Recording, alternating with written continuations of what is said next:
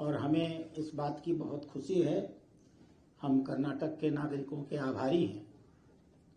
जैसी रिपोर्ट सब कर्नाटक के विभिन्न सर्वेज में आ रही है, आज अगर चुनाव हो जाए तो भारतीय जनता पार्टी 150, 150, 55 इसके आसपास सीटें जीत करके सरकार बनाने में सक्षम होगी।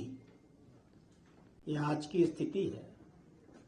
और जिस प्रकार से कांग्रेस की कार्यवाही और गतिविधि है, जिस प्रकार से भ्रष्टाचार पनपा है, प्रशासनिक अक्षमता सामने आई है, मुस्लिम तुष्टीकरण की चरम स्थापना हुई है, ऐसा लगता है कि अगर कांग्रेस इसी रास्ते पर चलती रही तो लोकसभा तो दूसरी बात है, विधानसभा का चुनाव आते आते कांग्रेस दहाई का आंकड़ा भी नहीं पार कर पाएगी। कई चीजें हैं इसकी कहने की। कांग्रेस को भी इसका एहसास हो गया है। कांग्रेस ने 20 तारीख को अपने 2 साल पूरे होने का दिन मनाया। भारतीय जनता पार्टी ने इस अवसर पर कांग्रेस के 2 साल की सरकार की असफलता के ऊपर खुल करके समाचार पत्रों में विज्ञापन दे करके आप सब लोगों को बता करके 2 साल में जितनी अराजकता कांग्रेस में हुई है, कांग्रेस की सरकार में हुई है, वो सब कुछ समाज के सामने रखने का काम किया। हमने एक चार्जशीट रिलीज किया और उसके मुख्य बिंदु समाचार पत्रों के माध्यम से जनता के सामने भी रखे। मुझे लगता है कि यह चार्जशीट का एक हिस्सा मैं किसी अखबार विशेष का नाम नहीं दिखाऊंगा, लेकिन यह है एक चार्जशीट फुल पेज विज्ञापन हमने भारतीय जनता पार्टी की ओर से कांग्रेस पार्टी के 2 साल के अराजकता के खिलाफ रिलीज किया था। हमने स्पष्ट आरोप लगाए थे। हम एक जिम्मेदार राजनीतिक दल हैं। हम इन आरोपों को अगर लगा रहे थे तो हमारे पास इसके तथ्य थे।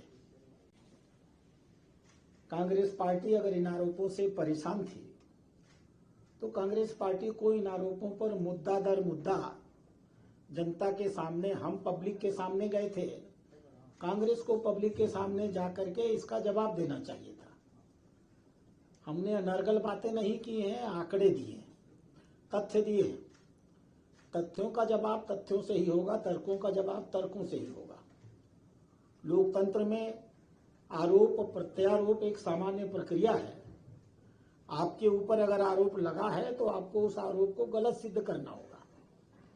यह भारत नहीं, शायद दुनिया के इतिहास में पहली बार हुआ है कि हमारी पार्टी के द्वारा लगाए गए राजनीतिक आरोपों को उन्होंने मानहानि मान लिया है और मानहानि का मुकदमा कर दिया है। यह बताता है कि कांग्रेस पार्टी पूरी तरह दिशा विहीन हो चुकी है। उसका जो ऊपर का मामला है, उनकी गलती भी नहीं है। जैसा राजा वैसी प्रजा। उनके पास एक राष्ट्रीय नेता है जिसके पास ऊपर का हिस्सा नहीं है, इसलिए स्वाभाविक रूप से उसके साथ रहते हुए संगत का असर तो पड़ता है। वो भी अपनी राजनीतिक शुद्धि बुद्धि खोते चले जा रहे हैं। हम उनसे आग्रह करते हैं कि लोकतंत्र से भागिए मत। न्यायपालिका का डर दिखा करके सत्य को छिपाने का प्रयास मत करिए। हमने सुस्पष्ट आरोप लगाए हैं और हम चुनौती के साथ कहते हैं, कर्नाटक के मुख्यमंत्री सिद्धारमैया, भारतीय जनता पार्टी के प्रदेश अध्यक्ष माननीय विजेंद्र येदियुरप्पा के साथ खुलेआम बैठे, 1-to-1 बात करें। पूरे देश में और पूरे कर्नाटक में इसका खुला प्रसारण हो। उनके अंदर हिम्मत हो, उनको अगर विश्वास हो कि उनके ऊपर लगाए गए आरोप गलत हैं, तो येदियुरप्पा जी हमारे मुख्यमंत्री नहीं हैं, हमारे प्रदेश अध्यक्ष हैं। हम उनकी सिद्धारमैया के साथ खुली बहस कराने के लिए तैयार हैं और उन्हें इसके लिए आमंत्रित करते हैं। अगर इस आमंत्रण को वो अस्वीकार करेंगे तो माना जाएगा कि जितने भी आरोप हमने लगाए हैं सब सही हैं, सब तथ्यात्मक हैं और जनता की भावनाओं का प्रतिनिधित्व करते हैं। शेष आप जैसा पूछना चाहिए। केवल प्रश्न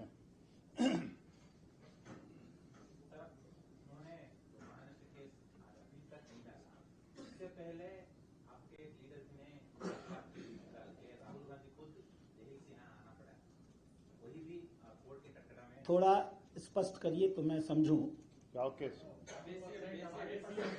हाँ, 40% और सीएम के बारे में बीजेपी सीएम बसवराज बोम्मई था, वहाँ पर कांग्रेस ने एक पोस्टर लगा था, लगा के बाद में वो वही आरोप में राहुल गांधी को एक ऐसी एक एडवर्टाइजमेंट दिया था सीएम के बारे में। जब आपका गवर्नमेंट था बीजेपी, तब विपक्ष में कांग्रेस था, जब उन्होंने 40% आरोप लगाया था। जब बीजेपी क्या किया, कांग्रेस के खिलाफ मानहानि मुकदमा डाला। मैं उस समय आपने एक जानकारी मुझे दी है। वो रिवेंज पॉलिटिक्स कांग्रेस ले रहा है, आज यही चर्चा चल रही है। नहीं, वो रिवेंज पॉलिटिक्स नहीं है, ये बचकानापन है। हमने स्पष्ट आरोप लगाए हैं, इन स्पष्ट आरोपों का स्पष्ट तथ्यात्मक जवाब होना चाहिए। और अब तो हमने उन्हें खुला आमंत्रण दे दिया। हमारे प्रदेश अध्यक्ष और कर्नाटक के भ्रष्टतम मुख्यमंत्री सिद्धारमैया जनता के दरबार में एक साथ आमने सामने बैठ जाएं और जो भारतीय जनता पार्टी ने आरोप लगाए हैं उनका पूरा जवाब दे दें। दूध का दूध हो जाएगा और पानी का पानी हो जाएगा। कल आपके दोनों लीडर के खिलाफ भाषण किया है सर, फिर क्या है? भारतीय जनता पार्टी अपने किसी भी कार्यकर्ता को खोना नहीं चाहती है। बावजूद इसके अनुशासन हमारे लिए सर्वोच्च दायित्व है। कोई भी जनप्रतिनिधि हो, उसे इस बात का एहसास हमेशा होना चाहिए। हमने एसटी सोमशेखर जी को और हेबालकर जी को काफी समय दिया था, जैसे यत्नाल जी को भी हम लोगों ने काफी समय दिया था। अनुशासनहीनता किसी भी हालत में, चाहे वो कितना भी प्रभावी व्यक्ति हो, केंद्र से लेकर के राज्य तक कहीं भी भारतीय जनता पार्टी में स्वीकार नहीं की जाती और हमने उसी लिए अनुशासनात्मक कार्यवाही की है। हर ऐसी कार्यवाही के बाद भारतीय जनता पार्टी पहले से और अधिक मजबूत होकर के सामने आती है। सर, और एक मुनिरत्न में बारे में उनका कुछ एक्शन नहीं लेना पड़ेगा बीजेपी वाला? मुनिरत्नम हो या कोई भी सांसद और विधायक हो, मैं किसी व्यक्ति विशेष के सामने नहीं जाऊंगा नाम लेकर। कानून से बड़ा कोई नहीं है। सरकार कार्यवाही कर रही होगी, हम उस कार्यवाही में, न्यायिक कार्यवाहियों में कतई किसी प्रकार का हस्तक्षेप में विश्वास नहीं करते हैं। कार्यवाही होगी, जो व्यक्ति दोषी ठहराया जाएगा, जिम्मेदार ठहराया जाएगा, उसको भारतीय जनता पार्टी तुरंत कार्रवाई करेगी। निष्पक्ष न्याय सबको मिलना चाहिए और न्याय का फैसला होने के बाद जो अपराधी हो उसके विरुद्ध कार्रवाई होना चाहिए। हाँ,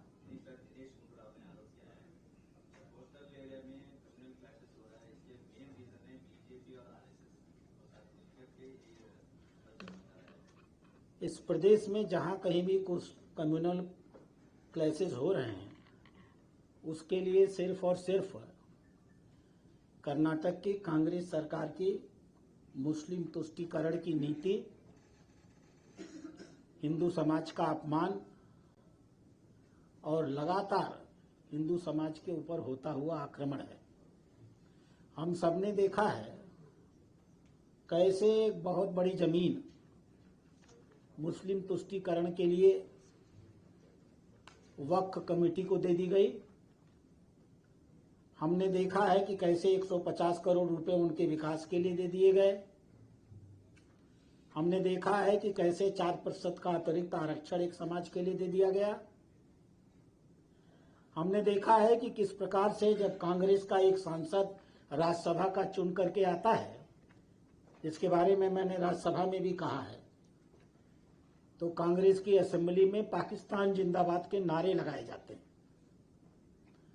हमने देखा है कि बंगलौर की दुकानों में किस प्रकार से दुकानों में हनुमान जी की पूजा करने के अपराध में उनकी दुकानों में घुस करके तोड़फोड़ और मारपीट की जाती है। आज पिछले 2 सालों से करीब करीब कांग्रेस की नहीं बल्कि मुस्लिम लीग की सरकार चल रही है। एसडीपीआई और पॉपुलर फ्रंट ऑफ इंडिया की सरकार चल रही है। सरकार अगर पीएफआई, एसडीपीआई, मुस्लिम लीग के इशारे पर ही चलेगी तो स्वाभाविक रूप से कहीं न कहीं प्रतिशोध और प्रतिरोध होगा ही। अभी भी समय है। अभी तो सिर्फ 150 सीटें जीतने का सर्वे आया है।